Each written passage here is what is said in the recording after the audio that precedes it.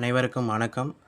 தற்போது ஆசிரியர் தேர்வு வாரியம் மிக முக்கிய அறிவிப்பை வெளியிட்டுள்ளது.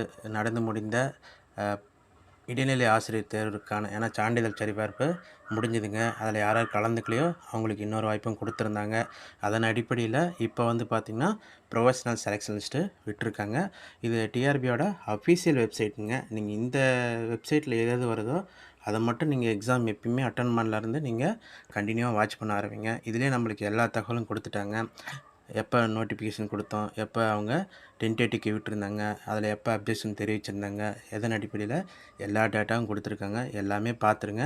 இங்கே ஒரு சில அந்த ப்ரெஸ்னீஸ் கொடுத்துருப்பாங்க. யாராவது செலெக்ஷன் லிஸ்ட் ஆனாங்களோ அவங்களோட டேட்டா வந்து பார்த்திங்கன்னா இங்கே ஃபஸ்ட்டில் இருக்குங்க. மொத்தம் இங்கே ப்ரொஃபஷனல் செலெக்ஷன் லிஸ்ட்டு ஃபஸ்ட்டில் இருக்குதுங்க. அதுக்கடுத்தா இன்எலிஜிபிள் கேண்டிடேட் நிறைய தேர்வுகளுக்கு வந்து பார்த்திங்கன்னா அந்த சிவிக்கு போகும்போதும் சரிங்க, சிவி முடிச்சாண்டி சரி ஒரு பயமாகவே இருந்துச்சு. நம்ம இன்எலிஜிபிள் பண்ணிவிடுவாங்களோ, ஏதாச்சும் இஷ்யூ ஆயிருமேன்னு சொல்லிட்டு. அது ரொம்ப ரொம்ப குறைவு தாங்க. ஏன்னா நான் எப்பயே சொல்லுவேன், சிவிங்கிறது வந்து பார்த்திங்கன்னா உங்களை வெளியேற்றுங்கிறது அவங்களுக்கு நோக்கம் கிடையாது. உங்கள் சர்டிஃபிகேட் எல்லாமே நீங்கள் அப்ளை பண்ணும்போது கொடுத்த தகவல்கள்லாம் சரியாக இருக்குதான்னு சொல்லி தான் அவங்க பார்ப்பாங்க. அதன் அடிப்படையில் இவங்க கொடுத்துருக்காங்க. இதில் எல்லாமே அவங்க மொத்தமே 7 தேர்வர்களுக்கு வந்து பார்த்திங்கன்னா கொடுத்துருக்காங்க.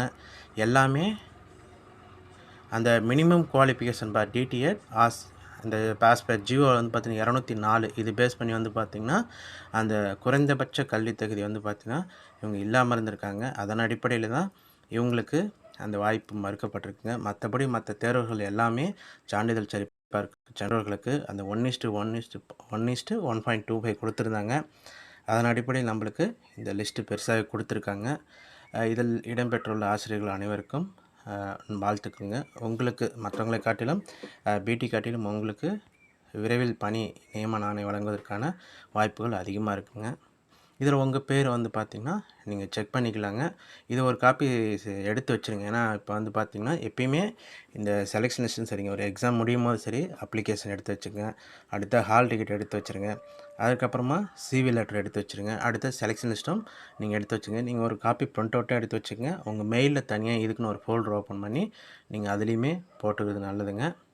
சரிங்க. இது அடிப்படையில் தேர்வுகள் எல்லாமே இங்கே கொடுத்துருப்பாங்க. அவங்களோட ஏன்னா சிவி பேஸ் பண்ணி இந்த வெயிட்டேஜ் மார்க் கொடுத்துருப்பாங்க. அந்த கேட்டகரி வைஸு எதுன்னு சொல்லிட்டு எல்லாமே கொடுத்துருக்காங்க. உங்களுக்கு டிபார்ட்மெண்ட்டு எல்லாமே இங்கே வந்துடுதுங்க.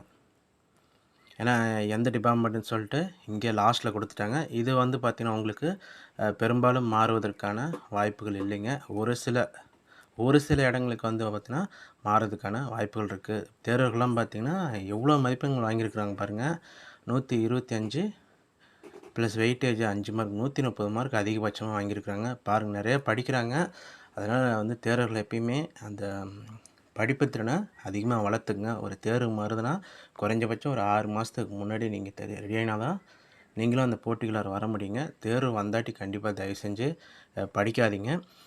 படித்தாலுமே உங்களோட அதிகபட்சம் ஏன்னா கிட்டத்தட்ட 15 மணி நேரம் 16 மணி நேரத்துக்கு மேலே படிச்சிங்கன்னா தாங்க ஒரு 2லேருந்து 3 மாதத்துக்காக கவர் பண்ண முடியும். அதனால் நண்பர்கள் வந்து பார்த்திங்கன்னா அடுத்த கட்ட போட்டித் தேர்வுக்கு படிச்சுட்டு இருக்கும்போது அது இப்பயே வரும் வரைக்கும் வெயிட் பண்ணிகிட்டு இருக்காமல் இப்பயே உங்களோட இதை ஆரம்பிச்சிருங்க.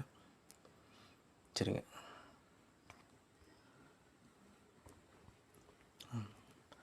இது தாங்க ஒரு சில இப்போ இந்த கேட்டகரி பிரிக்கும் போதுங்க எப்பயுமே அந்த கடைசி மார்க் இருக்குது பார்த்திங்களா, அந்த ஒரு ஜென்ரல் கேட்டகரியாக இருக்கட்டுங்க, எல்லாத்துலேயுமே அந்த கடைசி மார்க்கில் வந்து பார்த்திங்கன்னா அந்த வெவ்வேறு டிபார்ட்மெண்ட்டை பிரிப்பாங்க. மற்றபடி பெரும்பாலும்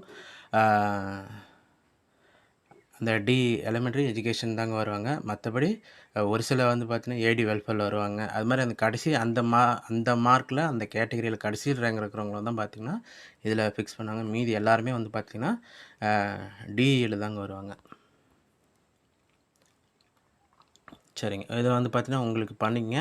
அதே மாதிரி அதை சிவி போகும்போதே உங்களுக்கு நிறையா நண்பர்கள் கிடைச்சிருப்பாங்க. அதனால் அவங்க கூட கான்டாக்ட் வச்சுட்டு இதுக்கு மேலே அவங்க கூட சர்வே பண்ணுறதுக்கு கொஞ்சம் முயற்சி பண்ணுங்கள்.